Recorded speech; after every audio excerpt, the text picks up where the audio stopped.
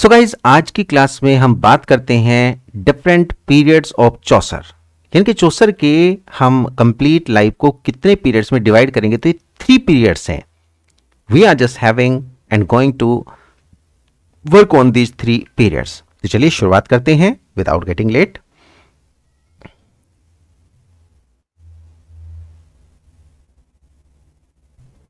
Yes, तो ये जो हम चौसेरियन एज की बात कर रहे हैं जो कि 1340 से लेके 1400 तक है, ये 60 इयर्स कितने में हम डिवाइड करेंगे। लेते हैं सबसे पहला यहां पे हम स्लाइड।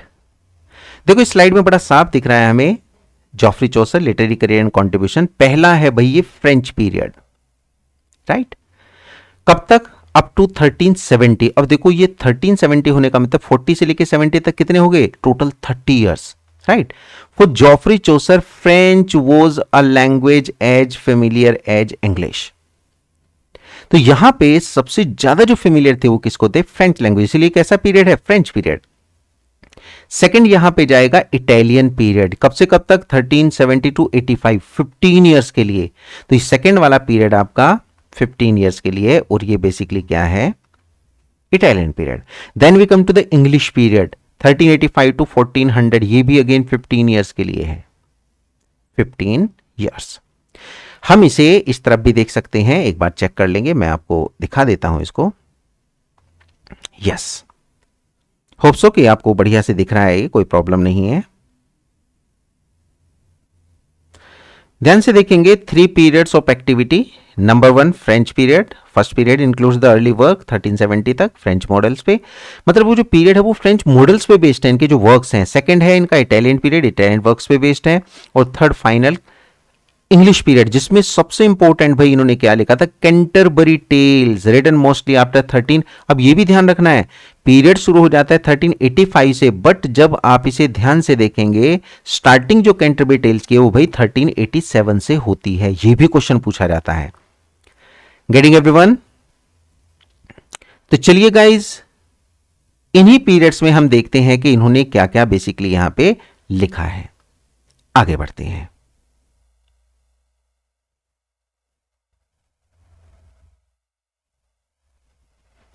आ जाते हैं यहां पे।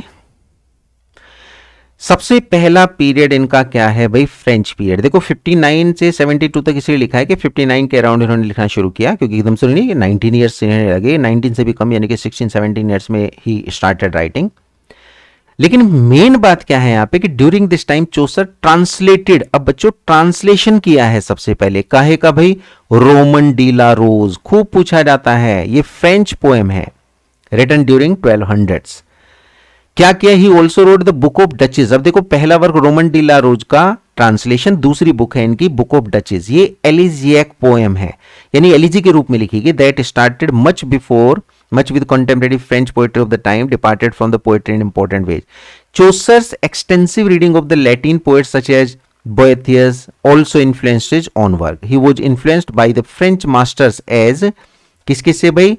गिलियम से de Machaut, Jean and Meun de Guillaume, de Lorris. ये लॉरिस आपको ध्यान रखना है, लॉरिस से आपको मेयोन और लॉरिस से ध्यान रहेगा इनके नाम, क्योंकि इन्हीं का लिखा गया था ये रोमन डी ला रोज, जिसको इन्होंने ट्रांसलेट किया था। और ट्रांसलेट क्या करके लिखा था? Romaunt of the Rose. बहुत पूछा जाता है, Romaunt of the Rose. Correct guys? तो ये फ्रेंच पीरियड के 2 ही वर्क हैं, नंबर 1 और नंबर 2। अब इनकी एक्सप्लेनेशन थोड़ी देखते हैं कि भाई ये रोमाउंट ऑफ द रोज बेसिकली 1360 का है क्या, इनका इसमें ऐसा क्या है हमारे पास। तो देखो बस एक फ्रेगमेंट के तौर पे इसको जानना है, बहुत ज्यादा डेप्थ में जाने की जरूरत नहीं है। The book of almost translated version of the French work Roman de la Rose, और किसने लिखा? जीन डी मेन और Guillaume de Lorris. Lorris and Meun का नाम याद रखेंगे। The story begins with an allegorical dream. अब देखो ये रोमाउंट ऑफ द रोज क्या है? एक एलिगोरिकल ड्रीम है, in which the narrator receives advice from the god of love on gaining his lady's favour. मतलब जो इसकी लेडी है, जो इसका बिलवड है, जो इसकी, उसका फेवर कैसे इसको मिले, कैसे वो इस पे ध्यान दे, कैसे वो इसके प्यार में पड़े। ये एडवाइस इस गॉड ऑफ लव से मिलती है।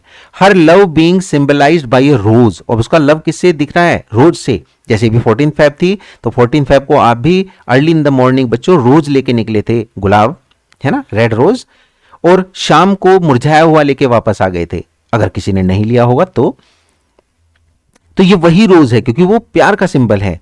He is unable to get to the rose, right. मतलब कहने का है कि वो रोज को गेट करने में नाकामयाब हो जाता है। सेकेंड फ्रेगमेंट यहां पे क्या कहता है? Is a satire on the mores of the time with respect to the courting, religious order, religious hypocrisy, है ना। Second fragment, the narrator is able to kiss the rose, वो रोज को किस करता है। पहले में से रोज नहीं मिलता, सेकेंड वाले में मिलता है। But then the allegorical character jealousy builds a fortress and circling it so that the narrator does not have access to it. फिर से जेलसी उसे खत्म कर देती है, का मतलब है रोक देती है।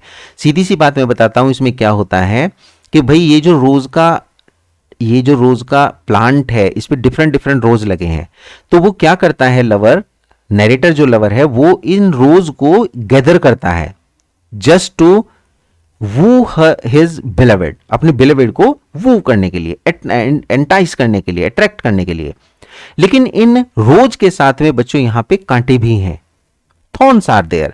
तो यही दिखाया गया है कि कष्ट हैं, कांटे हैं, लेकिन वो उसके लव में है। यही रोमांट ऑफ द रोज है। तो एलिगोरिकल वर्क है। बस दो चीजें ध्यान रखनी है, ये फ्रेंच वर्क है, म्यून और लॉरिस का लिखा हुआ वर्क है, जिसको ट्रांसलेट किया है हमारे चौसर ने, फ्रेंच पीरियड। अभी दूसरा देखेंगे, बुक ऑफ डचेस। ये भाई बुक ऑफ डचेस क्या है? डचेस का मतलब है ड्यूक की वाइफ। कौन है? ड्यूक की वाइफ। 1369। तो book was written on the death. अब देखो एलिजी है, एलिजी के पीछे आपने देखा death of the duchess Blanche, Blanche के डेथ पे लिखी गई थी। भाई ये कौन थी?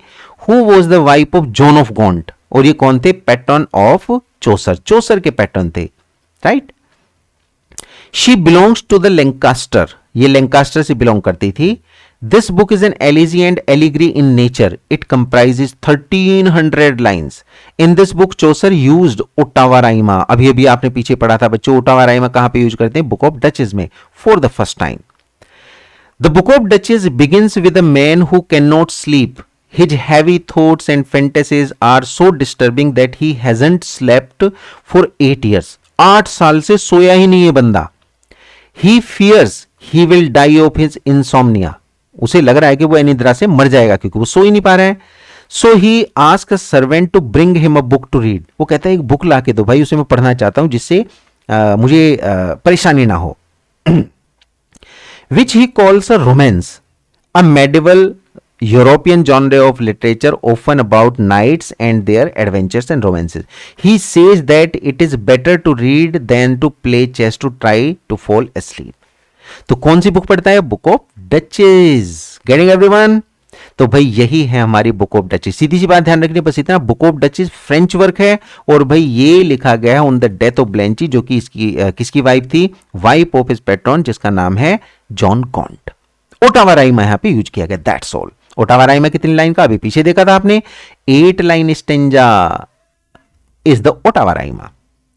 आगे बढ़ते हैं भाई, अब आते हैं हम इटालियन पीरियड पे, बहुत जबरदस्त, क्योंकि यहां से भी क्वेश्चन पूछे हैं। अब देखो फ्रेंच पीरियड में सिर्फ 2 वर्क लिखे, अब इन्होंने लिखे हैं 4 वर्क इटालियन में। 1370 Chaucer has been the Italy चले गए and came in personal contact of Dante, Petrarch and Boccaccio. The important work of his period are, देखो एक है Troilus and Criseyde, Parliament of fowls, the House of Fame and भाई the Legend of Good Women. ये 4 work यहां के हैं, बस इतना ध्यान रखना है। बाकी इनमें अंदर क्या आता है वो बहुत कम पूछा जाता है, बस इतना पूछेगा वो इटालियन पीरियड के कौन से हैं। और भी बचा तीसरा, तो तीसरा इंग्लिश पीरियड है, जिसमें सबसे इंपॉर्टेंट वर्क है इनका कैंटरबरी टेल्स, वहां और कुछ देखना ही नहीं आपको। तो चलो आज हम इसमें से करते हैं ये ट्रोइलस एंड क्रेसिडा। ज्यादा लॉन्ग क्लास नहीं रखेंगे, बट थोड़े थोड़े वर्क को देखते रहेंगे। ट्रोइलस एंड क्रेसिडी, देखो मैंने कहा था यही नाम है, क्योंकि शेक्सपियर जब लिखते हैं इसको कैसे करके लिखते हैं? Troilus and Criseyde. तो भाई देखो, it is a tragic verse romance by Geoffrey Chaucer, composed in 1380s and considered by some critics to be the finest work. Plot कितने में? 8239 लाइन पोएम। वाज लार्जली कहां से ली थी भाई? गिवेनी बोकाशियो के फिलोस्ट्रोटो से। तो फिलोस्टोटो किसका वर्क है? बोकाशियो का। उसी वर्क की इन्होंने कॉपी मारी थी, का मतलब इटालियन वर्क को चुरा लिया था। पहले कहां से चुराया? फ्रांस से। अब कहां से चुरा लिया? इटली से। चोरी करने वाले पर्सन को क्या कहते हैं? प्लेजरिस्ट। क्या कहते हैं बच्चों? We call him plagiarist. और ये प्लेजियरिज्म कर रहा है। प्लेजियरिज्म, प्लेजरिस्ट का मीन्स है साहित्यिक चोर, जो दूसरों की कविताओं को, वर्क को चुराता हो और अपने नाम से छपवा देता हो, प्लेजरिस्ट कहलाएगा। तो नीचे आ जाओ आप लोग। It recounts the love story of Troilus son of the Trojan king Priam. यही कहानी आप ट्रोइलस एंड क्रिसीडा में पढ़ेंगे शेक्सपियर के। And Criseyde, widowed daughter of the deserter priest Calchas. Calchas की बेटी है क्रिसीडी, और भाई इसी के साथ इन्होंने इसकी कहानी को लिखा है। बेसिकली इसमें मैं आपको बता दूं, ट्रोइलस एंड क्रिसीडी में यहां पे इन्होंने क्या किया था कि जो क्रिसीडी है, जो कि सुंदर थी बहुत ज्यादा, इसको, ये इस ट्रोइलस को, जो कि इसके लव में है, इसको भाई देती है धोखा, है ना। बहुत सारे लोग कहते हैं ना, लड़की धोखेबाज होती है, लड़की धोखा देती है। तो ऐसी ही कहानी ट्रोइलस एंड क्रिसीडी में किसने बना दी भाई? चौसर ने। अब लड़की को धोखेबाज तो सिर्फ वो कहेगा जिसने उसे, जिसको उसने धोखा दिया है, हर कोई थोड़ी कहेगा। इसका मतलब ये तो पर्सनल होगी चीजें। अब अगर भाई हम भी कहने लगे कि लड़की धोखेबाज होती है, तो कोई बात नहीं बनी, लड़कियां गुस्सा हो जाएंगी, और यह भी हो सकता है कि लड़कियां पकड़ के कूट दें। तो इस ट्रोइलस एंड क्रिसीडी की वजह से, क्योंकि इन्होंने क्रिसीडी को धोखेबाज यहां पे दिखाया, ट्रस्टवर्दी नहीं दिखाया ट्रोइलस की, जबकि ट्रोइलस ट्रस्टवर्दी था, तो भयानक क्रिटिसिज्म हुआ इनका। इन्हें कहा गया यार ये क्या आलतू फालतू लिख रहे हो तुम, है कुछ शर्म लिहाज है कि नहीं है। तो भाई चौसर को लगा यार गलती कर दी, है ना, पॉपुलैरिटी तो चाहिए थी, ही वाज अ पोएट। मतलब जैसे आप आजकल के फिल्म हीरोज को देखते हैं, वो कुछ भी उल्टा सीधा अगर कह देते हैं किसी महिला के लिए, किसी मेल के लिए, मंदिर के लिए, मस्जिद के लिए, कुछ भी, तो वो उन्हें माफी मांगनी पड़ती है। वो यही कारण था, क्योंकि उन्हें पॉपुलैरिटी पे फर्क पड़ेगा। तो भाई इन्होंने भाग के एक वर्क लिखा था, ये चौथे वाला, लेजेंड ऑफ गुड वुमेन। ये सिर्फ इसीलिए लिखा गया था just to balance the criticism that had been there in the Troilus and Criseyde. आ रही बात समझ में आपको? तो भाई सेकंड वाला वर्क इनका देखते हैं, और सेकंड का वर्क है इनका the parliament of fowls. Very nice work, बस थोड़ा सा जानना है इसके बारे में। 1382 में 699 line poem in rhyme royal. Rhyme royal देखो यहां पे सबसे पहले यूज हुआ है, by Geoffrey Chaucer, written in 1380-90, compose in the tradition of French romances. अभी ध्यान रखेंगे, फ्रेंच रोमांसेस के ट्रेडिशन में ही रखा गया था इसको। This poem has been called one of the occasional verses in the English language, often thought to commemorate the marriage of Richard second. अब ये ध्यान रखना है, रिचर्ड सेकंड और एनी ऑफ बोहेमिया, इनकी शादी के उपलक्ष्य में इसको लिखा गया था। It describes a conference of birds, है ना। ये फाउल का मतलब क्या है बच्चों? बर्ड से है। That meet to choose their mates on Saint Valentine day. एक ये क्वेश्चन बहुत आता है कि 14 फेब का मतलब है वैलेंटाइन डे, किस वर्क में इनके आता है? तो भाई ये है parliament of fowls. The narrator falls asleep and dreams of a beautiful garden in which nature presides over a debate between 3 high ranking eagles। अब देखो बर्ड्स कौन सी हैं? ईगल्स हैं। all vying for the attentions of a beautiful female, मतलब वो सब के सब एक ब्यूटीफुल फीमेल का क्या पाना चाहते हैं? अटेंशन। और इसी के लिए मतलब उसे एक नाम दिया गया पार्लियामेंट ऑफ फाउल्स। तो गाइज ये हमारे 2 वर्क हैं आज के इसके इटालियन पीरियड के। तो इन 2 वर्क को हम रखेंगे, है ना। कमिंग क्लास में हम आगे भी करेंगे, लेकिन आज हमारा इतना ही वर्क रहेगा। तो चलिए आप इतने वर्क को तैयार करें, क्योंकि मैं ज्यादा इसे लॉन्ग नहीं रखना चाहता हूं। इतना वर्क करें, मिलते हैं नेक्स्ट वीडियो में, और बाकी बचे हुए वर्क हम उसी में करेंगे। Thank you so much. Like करें, शेयर करें, सब्सक्राइब करें। Have a great time.